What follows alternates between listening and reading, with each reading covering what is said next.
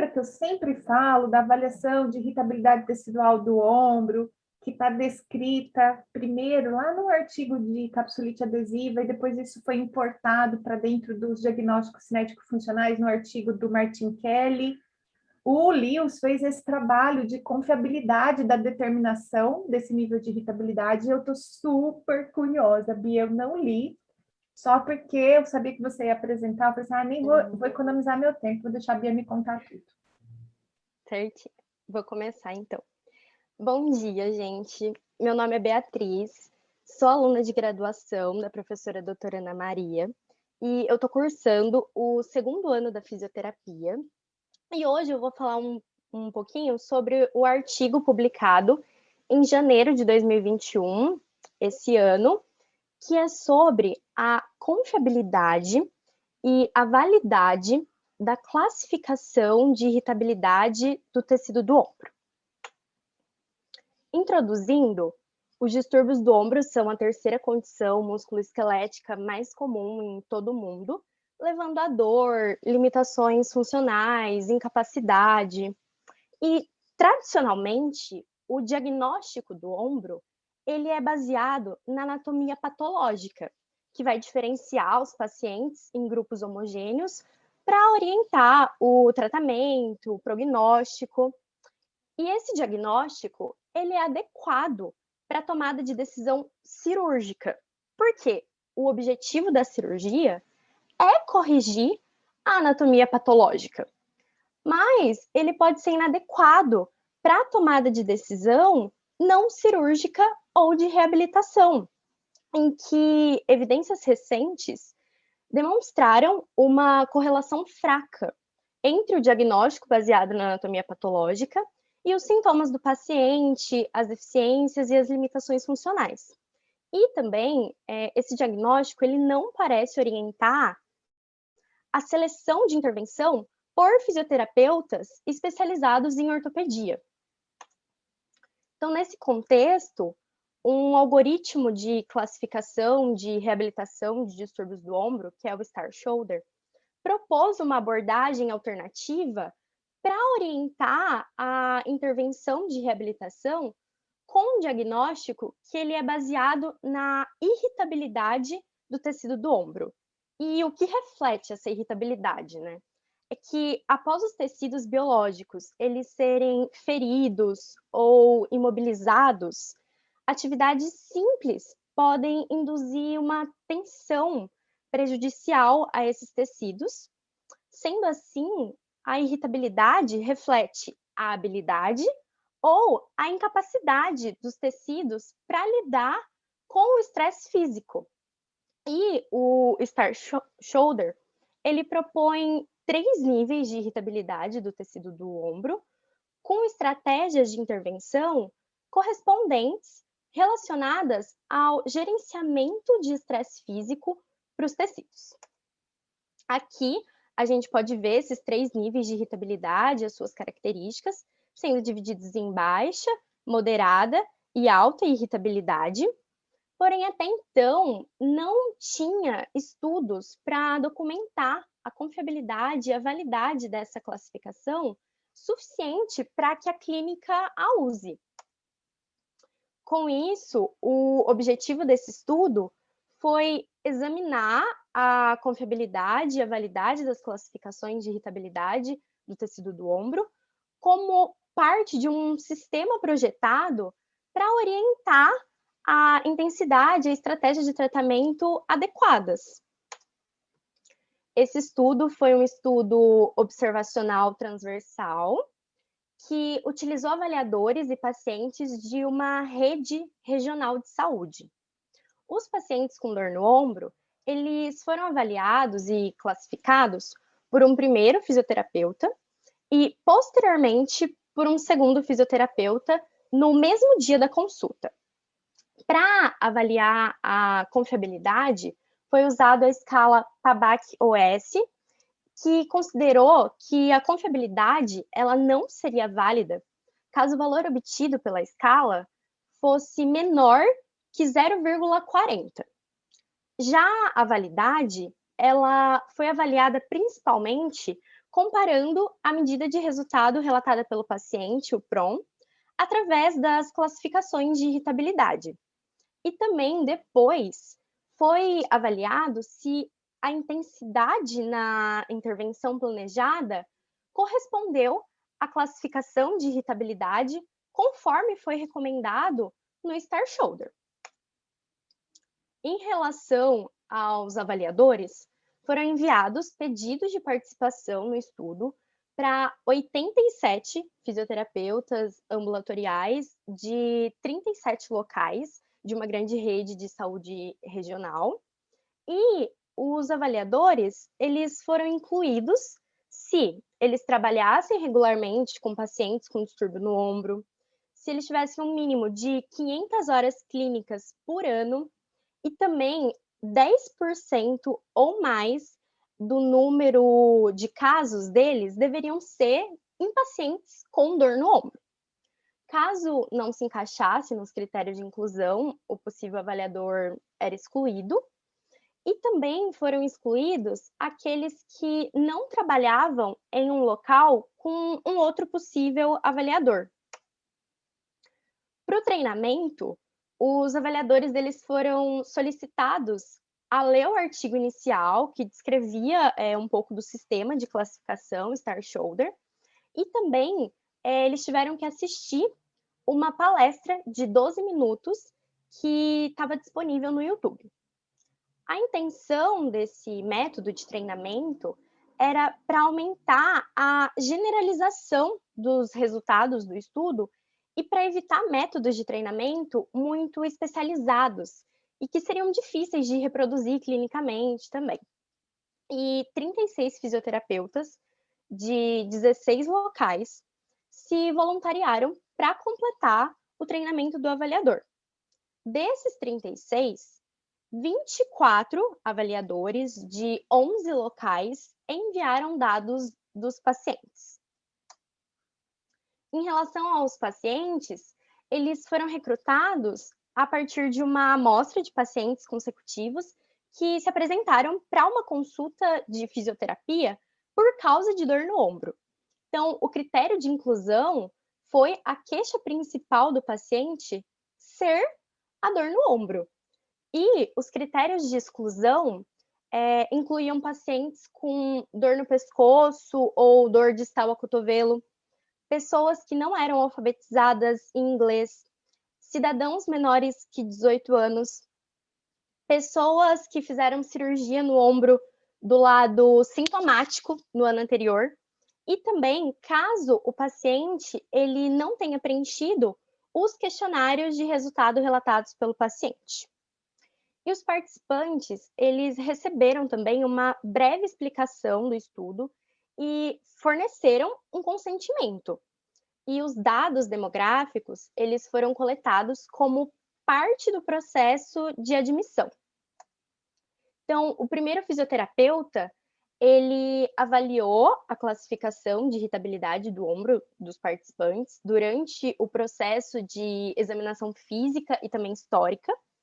Depois que o primeiro avaliador completou o exame, antes de qualquer intervenção que pudesse alterar a irritabilidade do tecido do ombro, veio um segundo avaliador, cego em relação à avaliação do primeiro, que examinou os participantes.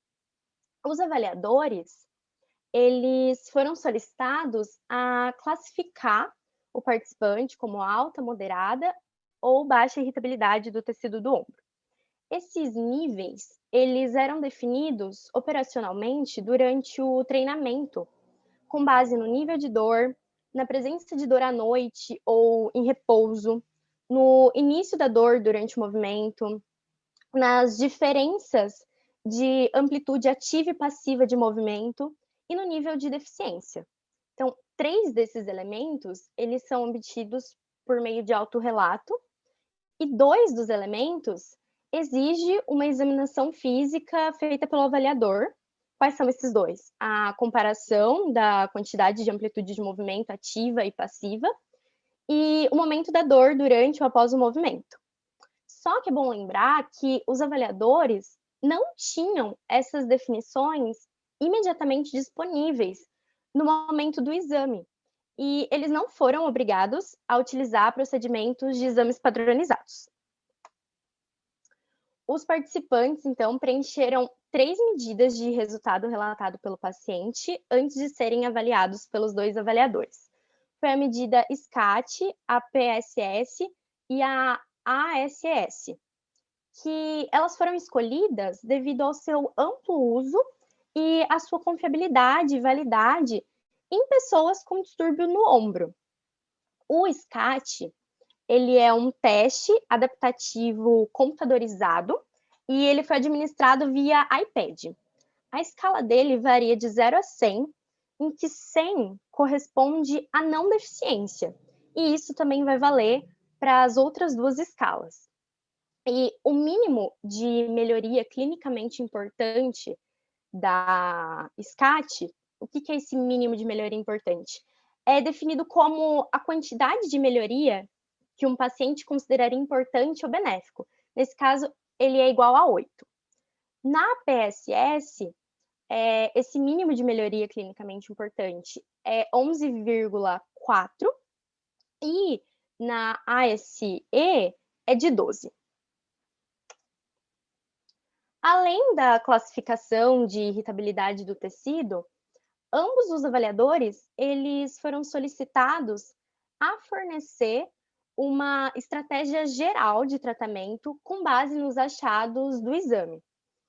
Essas opções de estratégia de tratamento foram minimizar o estresse físico, modificar atividades e monitorar deficiências, fornecer estresse físico leve a moderado, abordar deficiências específicas e restaurar a atividade funcional de nível básico, e fornecer estresse físico moderado a alto, abordar deficiências específicas e restaurar a atividade funcional de alta demanda. Os avaliadores também foram solicitados a selecionar a intensidade de possíveis intervenções específicas relacionadas à fraqueza muscular, aumento da mobilidade e recomendações de atividades funcionais com base nos resultados da avaliação, como a gente pode ver nessa figura. Os dados, eles foram coletados, ao longo de um período de 7 meses e inseridos e mantidos em um servidor seguro e protegido por senha. Não teve dados ausentes dos avaliadores, mas um participante não preencheu os questionários de autorrelato e ele foi excluído do estudo.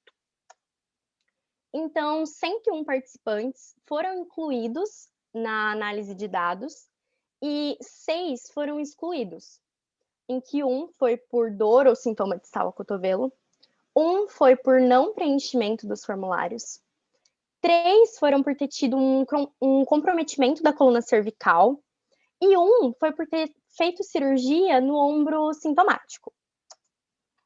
Aqui na tabela 2, nós vemos os dados demográficos dos pacientes, em que a idade média deles foi de 56 anos, com as mulheres representando 65,3% da amostra.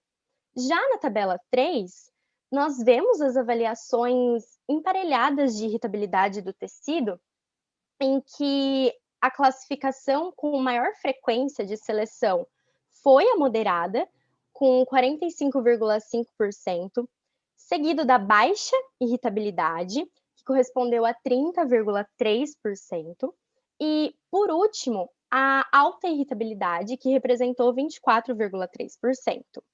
Então, a confiabilidade interexaminador foi de 0,69 pela PABAC-OS e o percentual de concordância entre os avaliadores foi de 67%. Nessa figura, são mostradas os valores médios e desvio padrão para as 3 medidas de resultado relatados pelo paciente para cada classificação de irritabilidade do tecido. E a análise da variância revelou diferenças significativas entre cada nível de irritabilidade para todos os PROMs. E nesta tabela tem as pontuações de corte ideal para cada PROM, mostrando que a concordância entre a avaliação de irritabilidade e a classificação, usando esses pontos de corte, variaram de 57% a 79%. Outros resultados foi que a correlação entre a irritabilidade do tecido e a estratégia geral de tratamento planejada foi forte e positiva, estatisticamente significativa, assim como a correlação da irritabilidade com a intensidade de exercícios direcionados à fraqueza muscular, com a intensidade de exercícios direcionados à mobilidade e também para a correlação da irritabilidade com as recomendações para a atividade funcional. Então, a confiabilidade da classificação de irritabilidade do tecido entre os avaliadores foi boa, porque o valor na escala PABAQ-OS foi de 0,69, e não seria uma confiabilidade boa caso o valor desse menor que 0,40, como eu falei no início da apresentação. E uma consideração para os estudos de confiabilidade é a possibilidade de que locais ou avaliadores individuais podem distorcer drasticamente os resultados finais, e analisando, foi visto que 3 locais, correspondendo a 12 participantes, se destacaram com confiabilidade 3 vezes o erro médio padrão da PABAQ-OS. Então, eles fizeram uma análise após remover esses 3 locais e não houve uma alteração significativa. Portanto, o valor de 0,69 parece uma estimativa estável. Outra consideração foi a possibilidade de desvendar o cego do avaliador. Então, eles separaram um grupo com locais que enviaram 10 ou mais participantes para serem analisados no estudo, e outro grupo com os locais que enviaram menos de 10 participantes. E nenhuma diferença significativa foi encontrada entre esses grupos, concluindo que o risco de desvendar o cego do avaliador e desviar os resultados foi mínimo. E também as 3 medidas de resultado relatadas pelo paciente foram distinguidas com sucesso entre os níveis de irritabilidade do tecido com maior dor e deficiência, sendo associados a maior irritabilidade. Como limitações do estudo, nós temos que as avaliações de irritabilidade do tecido dependem fortemente de relatos do paciente. E também essas classificações, elas não explicam o fenômeno de sensibilização central ou dor nociplástica, que pode produzir dor na ausência do dano ao tecido. Então, os pacientes que demonstram esses fenômenos, eles podem exigir uma classificação e uma abordagem de tratamento diferente. E também, embora os resultados eles são promissores, né, o estudo não incluiu uma expectativa, o que era esperado quanto ao limiar de associação entre as medidas, incluindo os PROMs que eram esperados para discriminar melhor entre os níveis de irritabilidade do tecido. Portanto, estudos futuros vão precisar fornecer essas expectativas antes que os resultados sejam implementados na tomada de decisão clínica. E os resultados desse estudo também devem servir como base para trabalhos futuros, para fazer um refinamento da abordagem Star Shoulder, ou também outros modelos para orientar a reabilitação do ombro.